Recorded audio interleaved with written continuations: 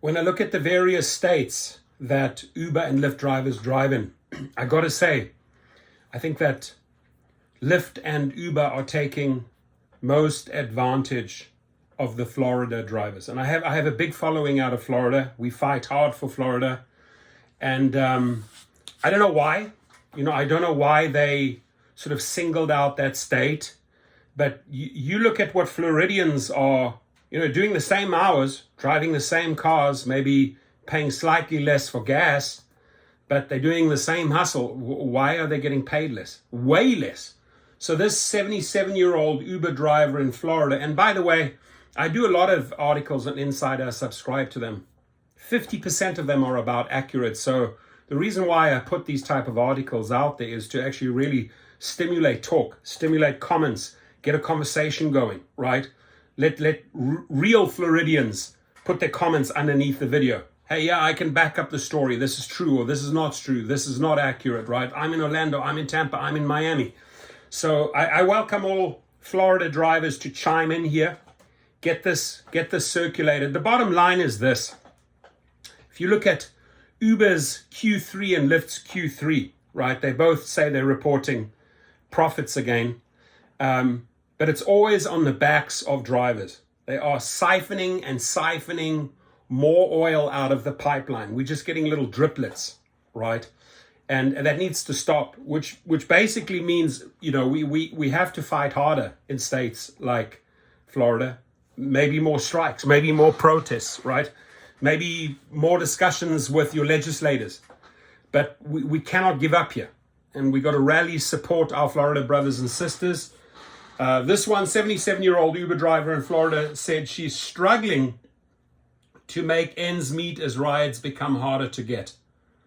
A 77-year-old Uber driver said she's struggling. She used to earn between $500 and $600 a week. She used to. And that's nothing, right? What is she earning now? But that's been almost cut in half recently. So are you telling me you are now earning $250 to $300? You're serious? Is this what you are doing, Dara Koshashawi, to drivers in Florida and around the country and around the world, right? Is this how you guys roll, right? What is the split at the moment? Like 70, 80% for you guys, 25, 20% for the drivers? Shame on these companies. While she values the flexibility, she's frustrated by the pay and competition. Jermaine, 77, said she's losing money working as a rideshare driver. Some weeks, the amount she's made from rides is less than the cost of gas and car repairs. Look, you add it up. You have an okay week. You have a shitty week. You're not making money. You're not making money. My suggestion to you, stop. Be able to say no. Right? Get out of that rut. Get out of that hamster wheel. I don't have to read any further. You are not making money. If you say that some weeks the amount that you make on rides is less than the cost of gas and car repairs, never mind the miles, never mind the insurance, never mind the car payments, right? You are so far backwards. Now, are you trying to dig yourself out of this hole by thinking that 250 to 300 is going to save the day? No, it won't. Stop. Change directions. She wishes she could stop entirely, but she's semi-retired and needs to work at least part-time to supplement her social security benefits. I'm very disenchanted with how these rideshare companies are dealing with drivers. Let that sink in, David Risher. Let that sink in, Dara Koshashawa. I'm very disenchanted with how these rideshare companies are dealing with drivers. You know how you two CEO fools are dealing with drivers. You're exploiting them. You're abusing them. You're taking advantage of 77-year-old drivers, right?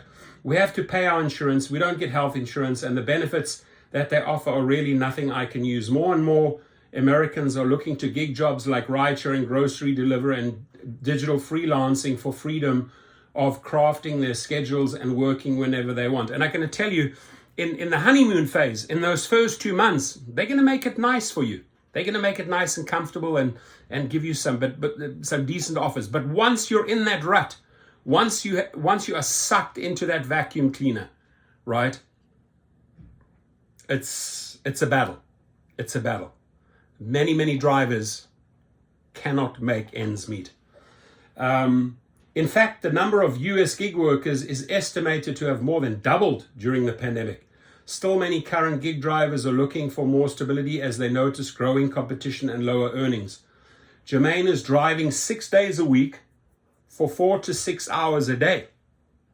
In addition to working other part-time jobs, including managing her Etsy store and translation services, she typically earns around $300 a week. Sweetheart, are you telling me that you are driving 6 days a week, 4 to 6 hours a day, right? Let's call it 6 times 6. Are you telling me you're driving 24 to 36 hours a week for $300? That's not even $7, $8. It's not even $7, $8. And that's before all your expenses. You are in the minus. You need to stop, right?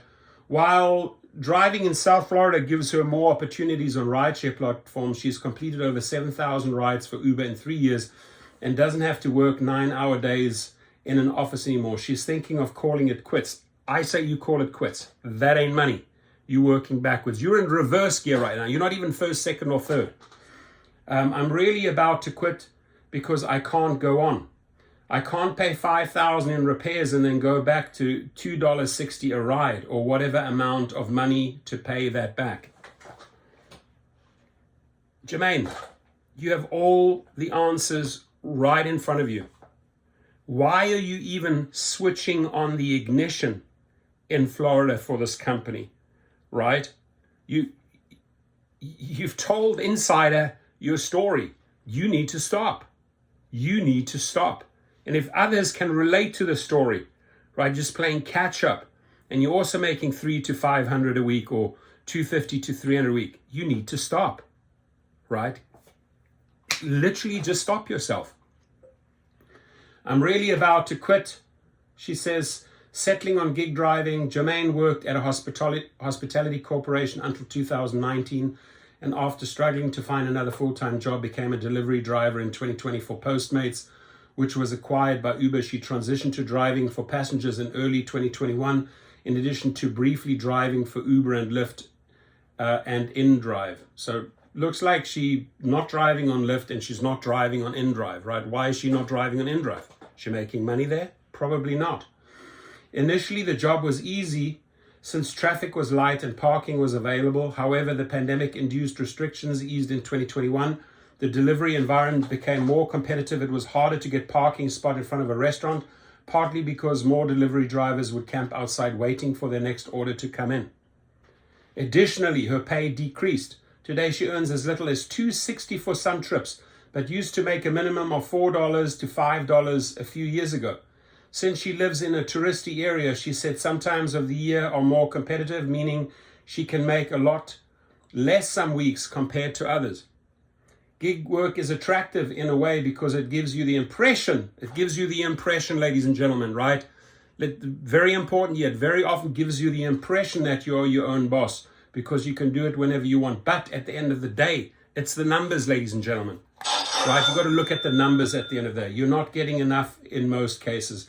To be sure, in addition to Social Security benefits, Jermaine's husband works with health insurance and can cover their household expenses, thank God. Trying to make ends meet.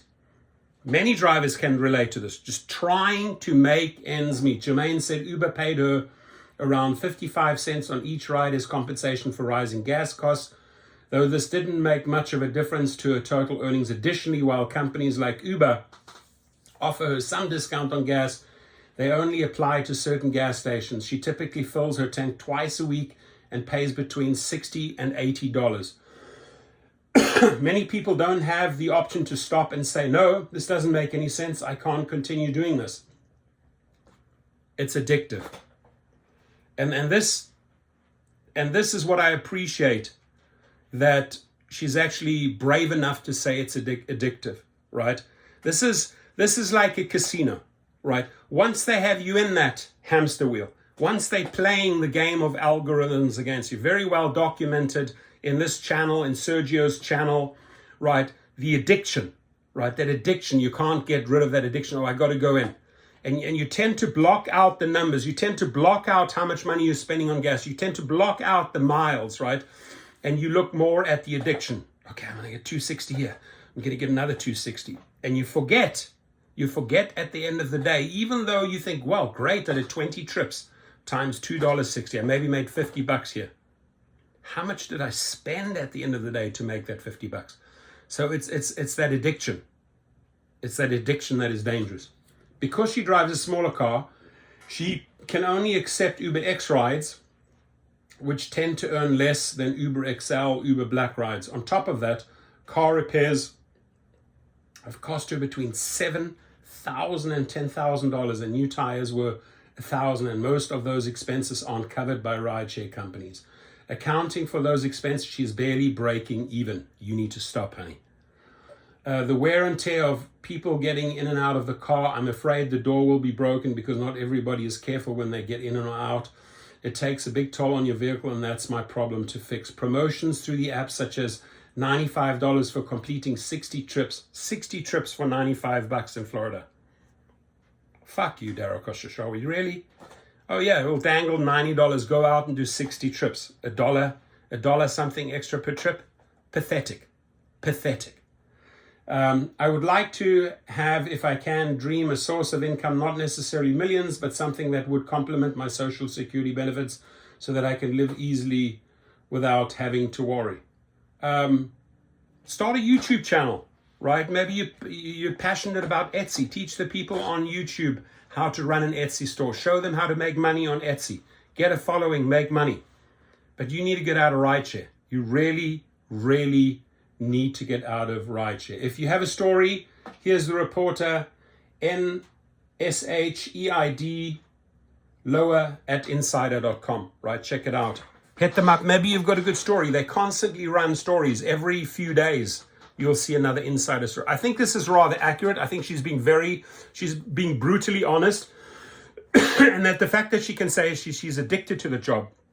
She's losing money, but she can't cut the addiction. How many people can relate to that? You're losing money, but you cannot cut the addiction. Be honest with yourself, right? Are you in the same situation as she is? If yes, call me. You need to get out, right? You need to look at other things. You need to have plan B and plan C ready.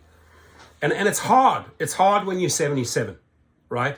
You're not going to go out and just get a job anywhere. So this is easy for you to get on the road with a car, set yourself up, download the app, and start driving. But at that moment, they are abusing you, using you, extracting from you, siphoning from you, stealing from you, and you just cannot get out because you're addicted. It's dangerous, my friends. It's dangerous. Think about it for a minute or a day or a week before you climb back into that car. Thank you. Your comments, please.